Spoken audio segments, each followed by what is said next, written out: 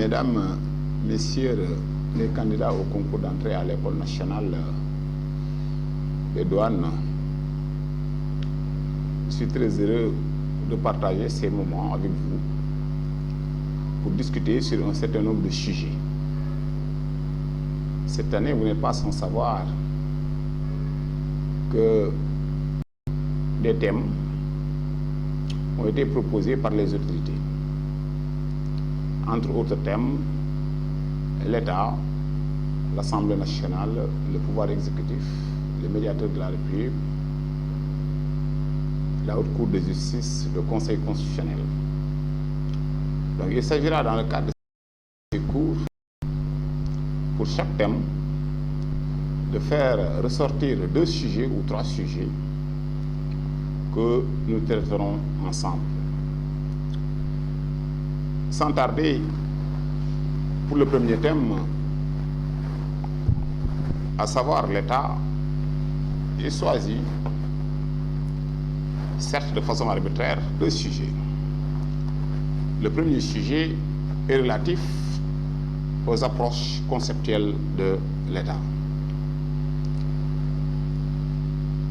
Et pour le deuxième sujet, concernant toujours le thème portant sur l'État, c'est l'État unitaire aujourd'hui. Maintenant, pour le premier sujet, les différentes approches de l'État. La dernière fois, on avait déjà expliqué que la dissertation juridique exigeait le respect d'une certaine méthode, différente des autres, si vous voulez, exercices. En ce qui concerne la dissertation juridique, il y a des étapes que nous devons respecter. La première étape, c'est la situation du sujet dans son contexte. Situation du sujet dans son contexte, c'est, si vous voulez, amener le sujet. C'est ce que vous appelez amener le sujet. Donc, en ce qui concerne l'État, quand on veut situer le sujet dans son contexte, nous pouvons partir de l'idée selon laquelle les individus ou les hommes ont toujours senti la nécessité de vivre en société de façon harmonieuse, mais dans des cadres qui n'ont pas souvent pris la dénomination d'État.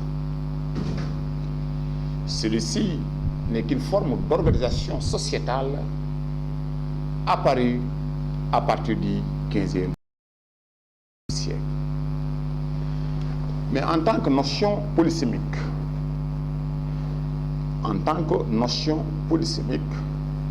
l'État peut faire l'objet de différentes définitions ou d'approches.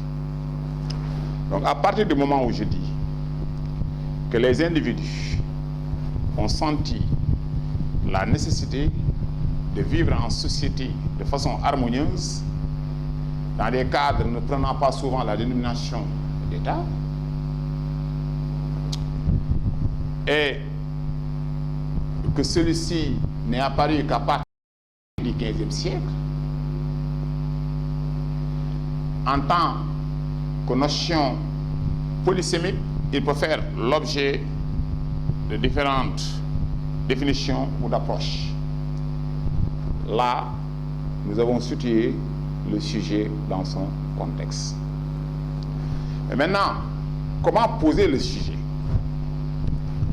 Quand je dis que, en tant que notion ambivalente ou notion polysémique, l'État peut faire l'objet de différentes approches. Je dis donc, ces approches font l'objet de notre étude. Quand je dis ces approches font l'objet de notre étude, par là, nous avons posé le sujet. Et maintenant, après avoir posé le sujet, nous devons définir les termes du sujet.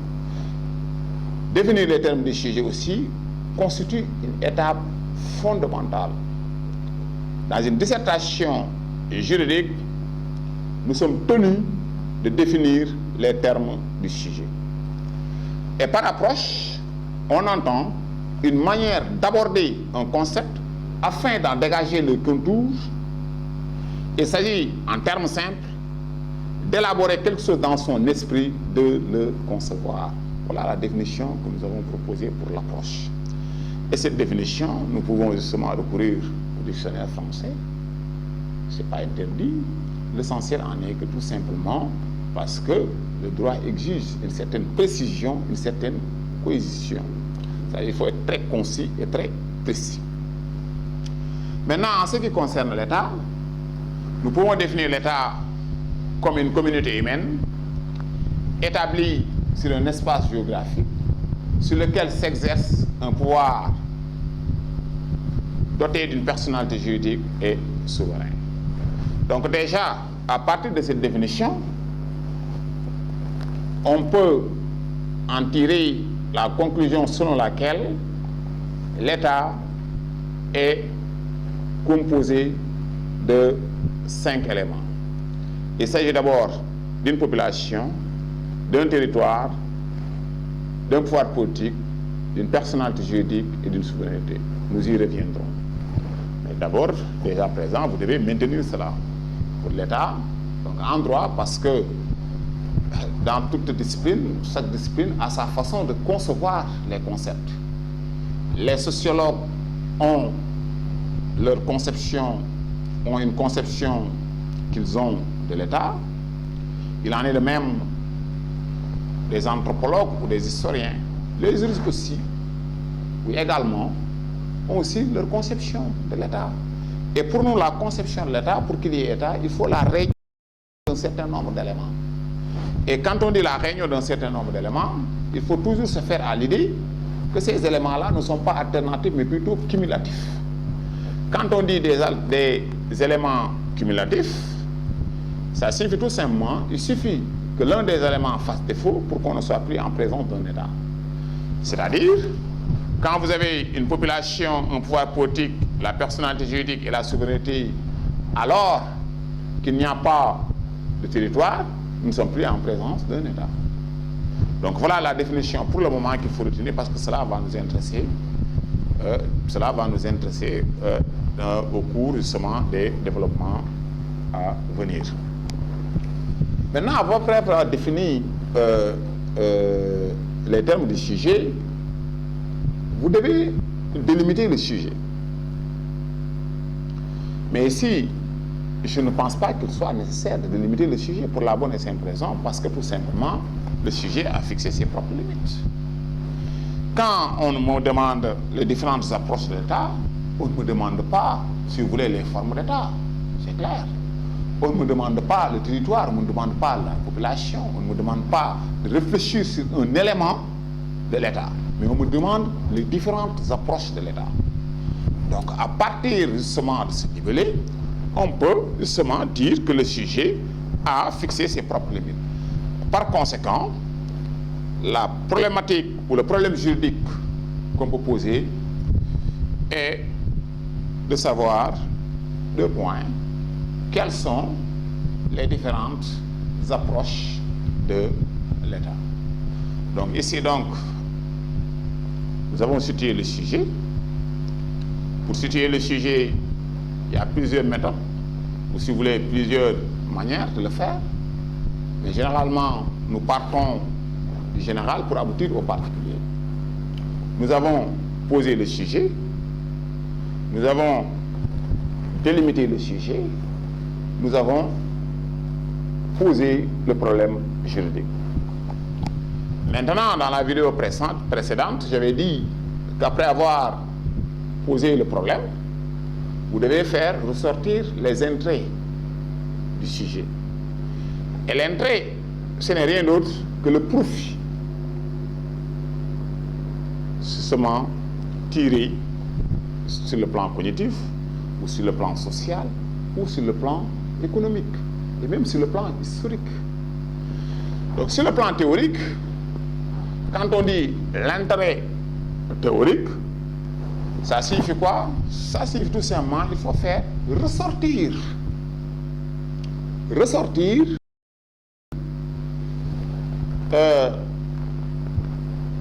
les différentes positions des auteurs par rapport à la question soumise à notre appréciation. Vous n'êtes pas sans savoir que le droit est une science sociale. En tant que tel, il est, si vous voulez, sujet à débat, à controverse. Donc, dans le cadre de l'intérêt théorique, il s'agira tout simplement, pour le candidat, de faire ressortir les différentes positions des auteurs par rapport à la question. Ce qui veut dire que le droit exige une certaine culture. Vous ne pouvez pas prétendre être un bon juriste si vous n'avez pas une culture. Or, la culture s'acquiert par la lecture. Ce que nous constatons de nos jours, c'est que nous sommes réfractaires à la lecture. Vous ne pouvez pas, parce que c'est vrai que le droit, j'ai souvent l'habitude de le dire, que je tiens d'un de mes professeurs, qui disait souvent que le droit n'exige aucune intelligence. C'est faux, c'est vrai en tout état de cause. Ce qui est sûr et certain, que vous ne pouvez pas, ce qui est sûr et certain, que le droit suppose une certaine rigueur qu'on s'impose à soi. C'est-à-dire qu'il faut beaucoup lire. Maintenant, pour ce qui est justement des différentes approches, ou des différentes positions par rapport à la question, il y a certains auteurs qui considèrent que si on doit étudier l'État, on ne doit étudier l'État que sous l'angle sociologique. Que l'État n'existe que lorsque certains éléments sont réunis. Et ces éléments sont la population, le territoire et le pouvoir politique. Pour ces auteurs donc, on ne saurait dire que l'État est une personne, encore moins que l'État est une entité souveraine. C'est la position défendue par Gaston Diez, qui dans sa célèbre phrase disait « Je n'ai jamais déjeuné avec un État ». Par là donc, il fustigeait, si vous voulez, la fixité de la personnalité juridique de l'État. Pour donc Diez, l'État n'est pas une personne. L'État n'est rien d'autre qu'une modalité politique. Mais cette position aussi n'est pas partagée par d'autres auteurs. Il y a certains auteurs qui considèrent, comme si vous prenez Jean Moulin, qui résume l'État à la souveraineté. Il y a Soué qui fait une réplique remarquable, si vous voulez, à l'éminent professeur Gaston Diez, que si on n'a pas vu l'État, si vous voulez, déjeuner, mais on l'a vu souvent payer la note. Pour dire qu'on ne saurait perdre de vue que l'État est une personne morale. Donc voilà donc ce qu'on doit comprendre par intérêt. L'intérêt aussi peut être pratique. L'intérêt peut être pratique, vous pouvez dire tout simplement, l'étude de l'État nous permet de comprendre que l'État est un concept différent de certains concepts qui lui sont voisins, tels que justement peuple ou nation, que sais-je encore. Après avoir dégagé, si vous voulez, les différentes positions des uns et des autres par rapport justement au sujet, vous devez justifier et annoncer votre plan. Donc vous pouvez dire, puisque l'État est considéré comme étant une modalité sociologique pour certains, et que pour d'autres, L'État n'est rien d'autre qu'une réalité juridique. Par conséquent, nous allons voir en quoi l'État est une réalité sociologique et en deuxième partie, voir en quoi l'État est une réalité juridique. En termes plus simples, nous allons voir dans une première partie l'approche sociologique et dans une deuxième partie l'approche juridique. Mais ici, il faut comprendre que dans le cadre d'une dissertation littéraire, le candidat vient, il commence à développer ses idées. Mais alors qu'en droit, pour ce qui est du développement, il faut intituler les parties. Qu'est-ce que ça veut dire? Je vais mettre dans un grand 1, je vais écrire grand 1. J'écris grand 1. L'approche sociologique. Maintenant, cette grande 1-là, en principe, doit être divisée en deux sous-parties. Intitulée en grand A et intitulée en grand B. Maintenant, on peut, pour la première partie,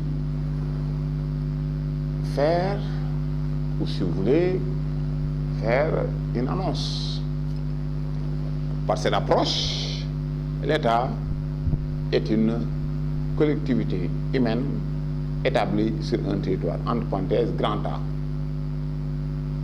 sur lequel s'exerce un pouvoir politique, entre parenthèses, grand B.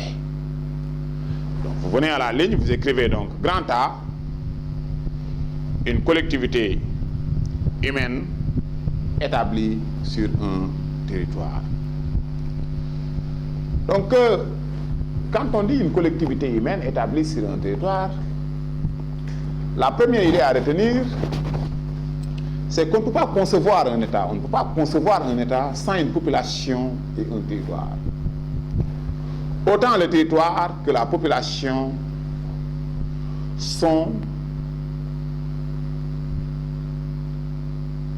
Autant le territoire que la population, il y a lieu de le souligner, sur un territoire. Donc, quand on dit une collectivité humaine établie sur un territoire, la première idée à retenir, c'est qu'on ne peut pas concevoir un État. On ne peut pas concevoir un État sans une population et un territoire. Autant le territoire que la population sont... Autant le territoire que la population, il y a lieu de le souligner, sont des éléments indispensables pour la constitution de l'État. Pour la population, ce qu'il y a lieu de dire ou de comprendre, c'est que si l'État est une société organisée, c'est d'abord parce qu'il se comporte d'individus sur lesquels s'exerce un pouvoir.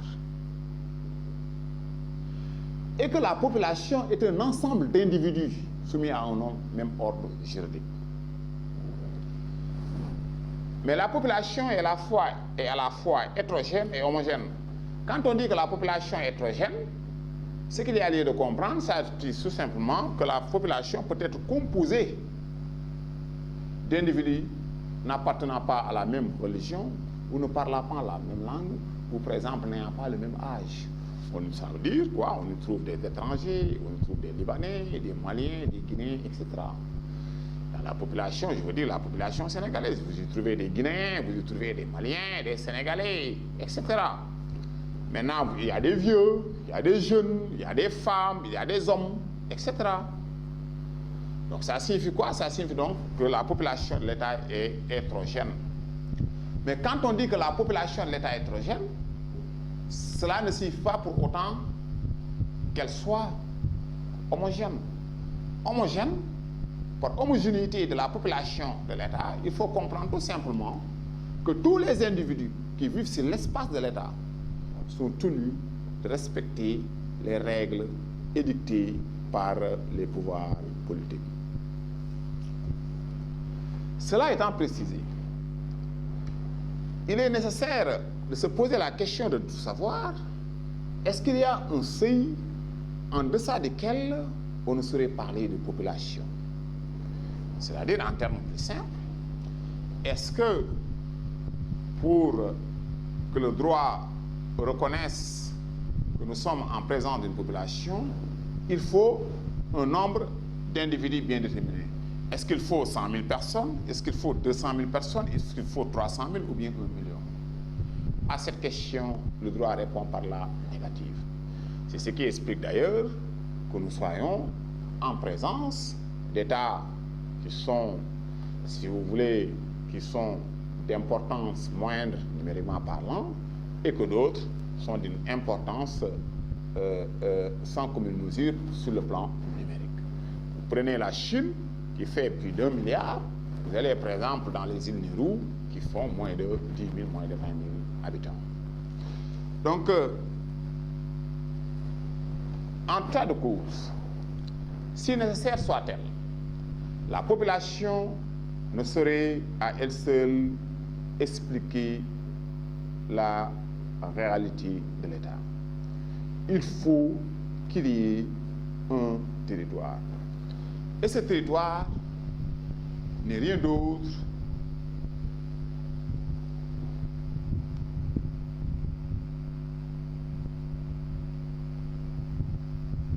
une limite, une autorité et l'autorité de l'État. Donc le territoire est pour le pouvoir une condition de son existence. Vous voyez donc son importance. C'est une condition pour le pouvoir de son existence. Parce qu'en réalité, pour être maître, il faut qu'on soit celui. Et le meilleur moyen de l'être est de tracer les limites de son domaine. C'est cette idée qu'on traduit juridiquement en disant que le territoire est un objet de compétence. Le territoire, au-delà de cette idée, le territoire constitue la dimension spatiale dans laquelle s'exerce le pouvoir de l'État. Car c'est lui qui détermine le cadre de compétences rationnelles loquées de l'État sur sa population. Relève donc de l'autorité de l'État tous ceux qui vivent sur son territoire. Ils sont tous subordonnés à la réglementation de l'État. Quand on dit que le territoire joue un rôle important pour l'État, pourquoi? Il joue un rôle important pour l'État pour la bonne et simple raison que le territoire permet à l'État de protéger son indépendance, à fixer les frontières derrière lesquelles il pourra plus efficacement se défendre contre les agressions extérieures. Vous voyez son importance. Parce que tout État, naturellement, tout État doit défendre son État. Donc vous voyez donc le fait donc justement de mettre des frontières, cela permet à l'État de se défendre contre d'éventuelles agressions. Mais le territoire aussi, pour peu qu'il contienne un certain nombre de richesses, peut aider l'État à faire face à ses obligations. Quand nous verrons la personnalité juridique, vous comprendrez davantage. Donc voilà pour le grand A ce qu'il y a lieu de comprendre. Maintenant pour le grand B. Le grand B, il s'agit d'étudier le pouvoir politique. Quand on dit pouvoir politique, il se traduit par une relation de dominance, de domination et d'obéissance. Dans tous les États, il faut qu'il y ait des gens qui commandent et que d'autres obéissent. Donc le pouvoir dans un État dispose de la capacité de commander ses membres et de sanctionner légitimement ses ordres par la force. Qu'est-ce à dire? Ça veut dire tout simplement, lorsque nous sommes dans un État et que les autorités prennent des mesures, et que si ces mesures-là ne sont pas respectées, l'État peut prendre des mesures allant dans le sens de sanctionner ceux ou celles qui n'ont pas justement respecté ces mesures. Il permet donc, je veux dire, le pouvoir politique à ses détenteurs de manière unilatérale. Quand on dit de manière unilatérale, ça veut dire qu'on n'a pas besoin de solliciter l'avis justement des gouvernés. De manière unilatérale, disais-je, de fixer des règles de conduite à l'intention des gouvernés qui sont tenus de s'y plier.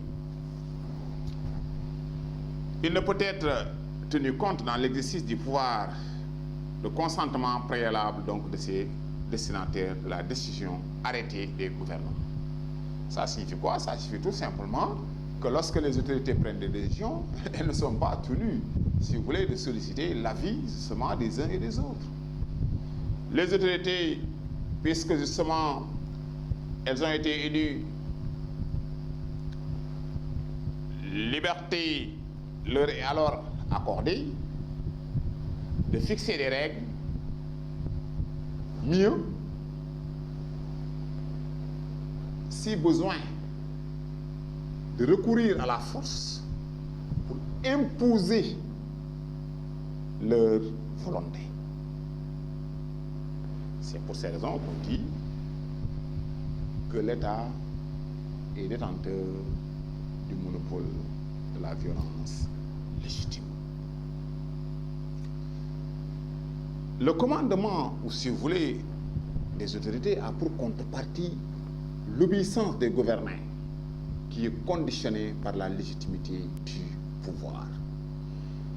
Et ne confondez pas légitimité et légalité. Quand on dit légitimité, quand on dit légalité, c'est ce qui est conforme à la loi. Un fait ou un acte peut être légal et non légitime. C'est que légitime, ça signifie tout simplement l'adhésion de la communauté à la loi ainsi posée. Vous voyez la différence? Donc une chose, ou si vous voulez, un acte ou un fait peut être légal sans pour autant être légitime. Donc ici, commandement, pourquoi commandement? C'est parce que tout simplement, c'est nous qui avons, en toute liberté, décidé que ce sont ces gens-là qui vont nous diriger. En toute liberté, nous n'avons pas été contraints. Si aujourd'hui, le président Macky Sall est à la tête de ce pays, ce n'est pas parce que tout simplement il nous a imposé de force sa volonté. Il a, si vous voulez, fait une offre programmatique. Les autres candidats avaient fait de même. Sur la base de ces offres, le peuple, en toute souveraineté, a porté son choix sur le programme de Macky Sall ou du président Macky Sall. Donc, par conséquent, donc, il y a une certaine légitimité, il y a une certaine adhésion justement du peuple à l'offre de Macky Sall, du président Macky Sall. En conséquence, donc, dans un État, les citoyens n'ont pas la possibilité de recourir, n'ont pas le droit de recourir à la force pour se faire rétablir dans leurs droits. Lorsqu'on porte atteinte à vos droits, l'État a mis des institutions, lesquelles institutions sont là pour trancher et rétablir toute personne qui estime que son droit a été bafoué. Donc nul dans un État ne peut se faire justice à soi-même. Maintenant donc, pour la deuxième partie, nous allons voir les approches juridiques. Par approche juridique, il y a deux sous-parties. La première sous-partie, c'est que l'État est une personne morale, c'est un grand A, mais aussi l'État est une entité souveraine. Maintenant, qu'est-ce que c'est que la personnalité juridique? Quand on dit personnalité juridique, c'est une fiction juridique qui consiste à ériger l'État en un centre de droit et d'obligation.